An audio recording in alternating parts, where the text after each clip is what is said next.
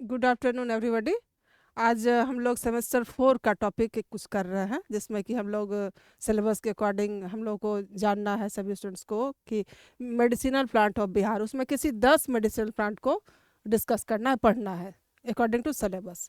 तो हम आज थोड़ा सा मेडिसिनल प्लांट के बारे में शुरू करते हैं, और एक जनरल इंट्रोडक्शन, और उसके बाद एक जो इम्पोर्टेंट मेडिसिनल प्लांट है उसका हम लोग उसका बिल्कुल डिटेल डिस्क्रिप्शन जानते हैं। ठीक है, तो मेडिसिनल प्लांट में हमारे पास जैसे कि बिहार में आज जैसे टॉपिक मेरा पहला रवल्फिया सर्पेंटाइना है, सिंकोना है, ये ब्राह्मी है, सेंटेला एसिटिका है, पपावर सोमनिफेरम पॉपी है, ये सब कई सारे important medicinal plants of Bihar में आते हैं। ठीक है, तो सभी का हम लोग को थोड़ा थोड़ा डिटेल जानना है सेमेस्टर 4 के अकॉर्डिंग। तो आज हम एक टॉपिक स्टार्ट करते हैं रवल्फिया सर्पेंटाइना, जिसको कि हम लोग सर्पगंधा के नाम से एंशियंट टाइम से, बहुत पुराने समय से जानते आ रहे हैं। तो उसी का हम लोग थोड़ा सा जनरल इंट्रोडक्शन, उसका क्या, उसमें कौन सा केमिकल है जो कि उसके लिए अफेक्टिव ड्रग का काम करता है, कैसे क्या इसका जोग्राफिकल डिस्ट्रीब्यूशन है, क्या इसका मेडिसिनल यूज है, क्या इसका जो बिल्कुल जो नया वेराइटी आया है जो कहाँ पे डेवलप हुआ है, उस सब के बारे में पता करते हैं। और उसके बाद थोड़ा सा इसका कुछ साइड इफ़ेक्ट जो कि थोड़ा सा कुछ हार्मफुल इफेक्ट भी करता है, उसके बारे में भी जानना ज़रूरी होता है। क्योंकि एक्सेसिव डोज किसी भी चीज़ का, मान लिया कोई चीज़ हमारे लिए यूज़फुल है, ठीक है, लेकिन कहीं ना कहीं उसका थोड़ा सा साइड इफ़ेक्ट भी होता है, तो हमको थोड़ा सा उस बात का भी ध्यान रखना होगा। तो हम लोग स्टार्ट करते हैं इसको स्टार्टिंग से। तो रवल्फिया सर्पेंटाइना, इसको हिंदी में एंशियंट टाइम से हम लोग सर्पगंधा के नाम से जानते हैं। ठीक है, इसका सिनोनिम है ऑफियोग्लासम सर्पेंटाइन। वर्नाकुलर नेम्स में जो कि प्रचलित नेम है उसमें हिंदी संस्कृत में इसको सर्पगंधा कहते हैं, हिंदी में इसको छोटा चांद के नाम से भी जानते हैं, दूसरा नाम इसका सर्पगंधा है, इंग्लिश में इसको सर्पेंटाइन रूट कहते हैं। ठीक है, तो ये सब चीज़ हो गया। अब इसका सिस्मेटिक पोजीशन जानते हैं, प्लांट में है या किसी प्लांट किंगडम या एनिमल किंगडम में, उसको किस ग्रुप में रखें, किस क्लास में रखें, किस फाइलम में रखें, ये सब जानना होता है, जो कि उसके सिस्मेटिक पोजीशन के हेडिंग में आता है। तब इसको किंगडम, किंगडम कौन सा, इसका प्लांटेई हो गया, फैमिली इसका एपोसाइनेसी है, स्पेसीज हो गया रवल्फिया सर्पेंटाइना, जीनस हो गया रवल्फिया। ठीक है, ये हो गया। अब ये इसका सिस्मेटिक पोजीशन जानने के बाद थोड़ा सा इसका जनरल इंट्रोडक्शन, या यूँ कह ले कि हिस्ट्री थोड़ा सा जान ले कि कैसे कैसे ये, कहाँ से ये आइडेंटिफाई हुआ, इसमें कौन सा इफेक्टिव ड्रग है, कौन सा किस पार्ट में रहता है, इसको थोड़ा सा जान ले। तो जनरल इंट्रोडक्शन में है कि also known as black snake root और डेविल पीपर, इसको ब्लैक स्नेक रूट भी कहते हैं और डेविल पीपर के भी नाम से जानते हैं। ये सब इसका सिनोनिम्स है, मतलब कि वर्नाकुलर नेम्स है। It is most important native medicinal plant of India. India का ये बहुत ही प्राचीन, बहुत ही पहले समय से ये चलता आ रहा है। बाद में इसका नया नया इसका इफेक्टिवनेस, इसका कुछ जो इंपॉर्टेंट केमिकल्स है, धीरे धीरे उस पर रिसर्च हो रहा है, नई नई बातें सामने आ रही है, लेकिन ये प्लांट हमारे इंट्रोडक्शन में बहुत पहले समय से है। और मेडिसिनल प्लांट यूँ कहे तो हमारे यहाँ प्राचीन काल से ही चला आ रहा है। हमारे यहाँ सबसे पहले ये जो है चिकित्सा पद्धति में हमारे आयुर्वेद का ही ज़्यादा इफेक्ट था, ये था, जानकारी था। अब बीच के समय में थोड़ा सा इसका ये हुआ, लेकिन अब फिर से लोग उस तरफ अट्रैक्ट हो रहे हैं, क्योंकि इंग्लिश दवा केमिकल ड्रग्स के कुछ बहुत सारे साइड इफ़ेक्ट्स आने लगे हैं, बहुत सारा चीज़ बॉडी टॉलरेंट उसके हो गया हुआ है, तो फिर से हम लोग मेडिसिनल प्लांट की तरफ जा रहे हैं।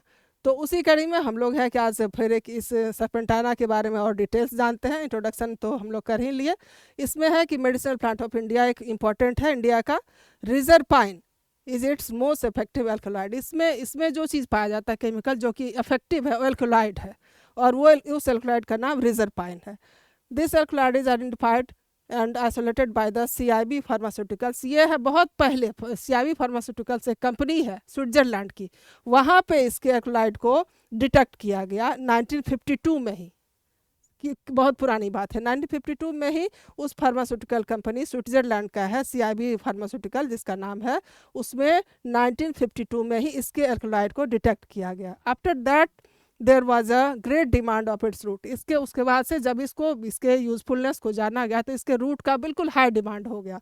उसके बाद से चूंकि इंडिया का तो ये मोस्ट इंपॉर्टेंट चीज़ है, मतलब बहुत पुराने समय से ये इंट्रोडक्शन में था, उसके बाद से इसके रूट को इसके after that was a great demand for its root. So in 1955 so in 1955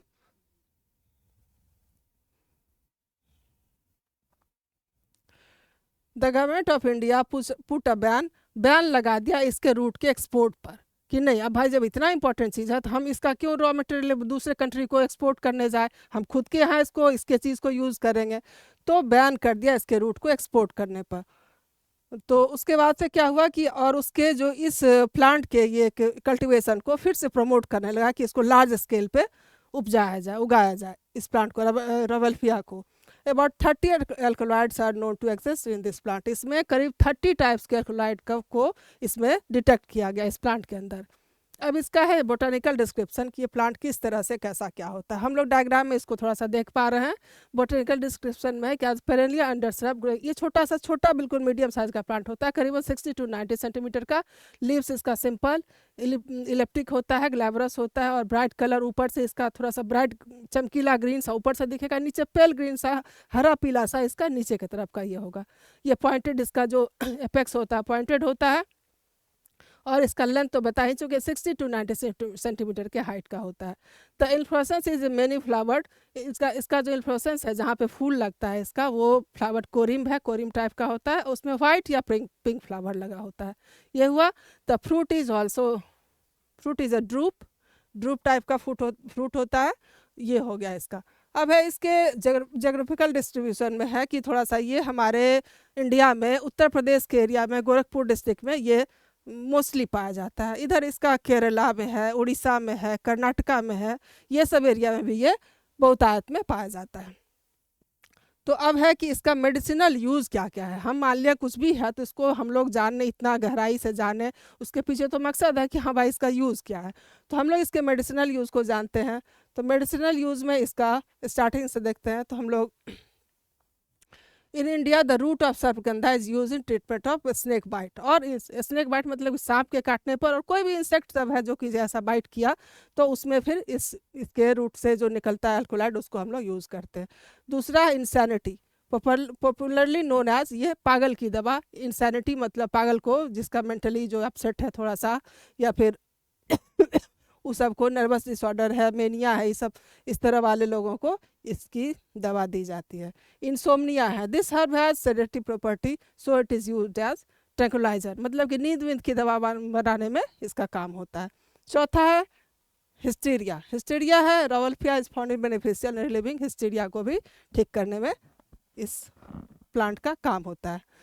अब नेक्स्ट है कि इसका जब हाई ब्लड प्रेशर भी हुआ उसमें भी इसका यूज़ होता है। The herb has been found useful to relieve high blood pressure. High blood pressure यदि किसी को हो गया, किसी पेशेंट को, तो उसको भी रिलीव करने के लिए, उसके प्रेशर को नॉर्मलाइज करने में भी इस रवल्फिया का यूज़ होता है। इसका फिर स्किन डिसऑर्डर में भी इसका यूज़ है, use in psoriasis, excessive sweating and itching. Psoriasis जो स्किन डिजीज़ है उसमें उसको ठीक करने में मदद करता है, और ईचिंग नोसनी टाइप का हो जाता है उसको भी ठीक करने में ये यूज़ होता है। तीसरा है और नेक्स्ट है कि यूज इन चाइल्ड बर्थ। यह है use to promote uterine contraction in child birth. Uterine contraction को थोड़ा सा ये प्रमोट करता है जिससे चाइल्ड बर्थ का ये इजी प्रोसेस इजी होता है। दूसरा है gynaecological ointment for menopause. Next use है इसका use also as a quite efficient herb for cholera and toxic water. Rauwolfia is use in liver problems है उसमें भी रवल्फिया का यूज होता है। अर्थराइटिस, जॉइंट पेन में भी इसका यूज होता है।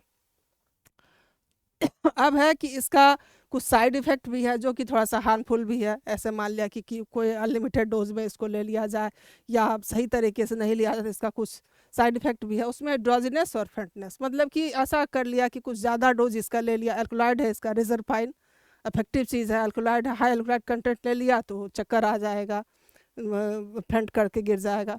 नेक्स्ट है कि लैक ऑफ एनर्जी के भी कमज़ोरी ही महसूस होने लगा, वीकनेस हो गया। लैक ऑफ एनर्जी मतलब कमज़ोरी भी महसूस होने लगेगा, क्योंकि वो उसका जो रिजरपाइन है अल्कोलाइड है, ऐसा नहीं कि खाली सारा फ़ायदा ही करता है, उसको अनलिमिटेड डोज में कुछ भी लेने से फिर वो हार्मफुल इफेक्ट क्रिएट करता है, तो वो चीज़ हो गया।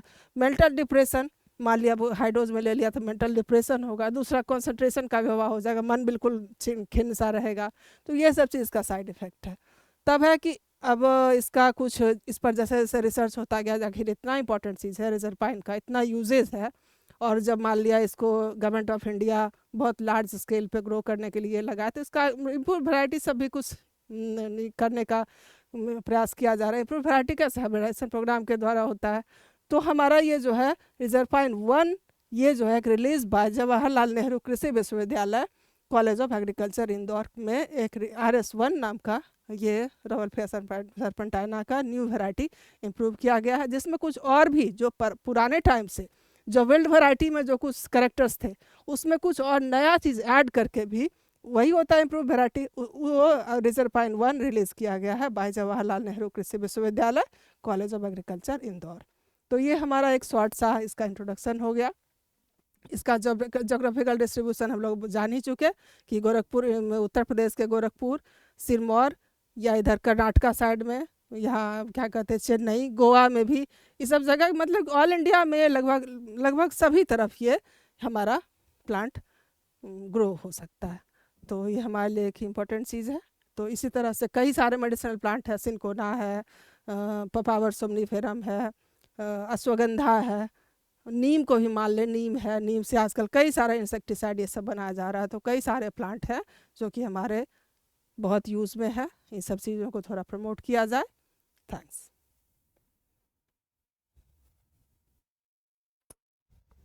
इसको मिटा दीजिए।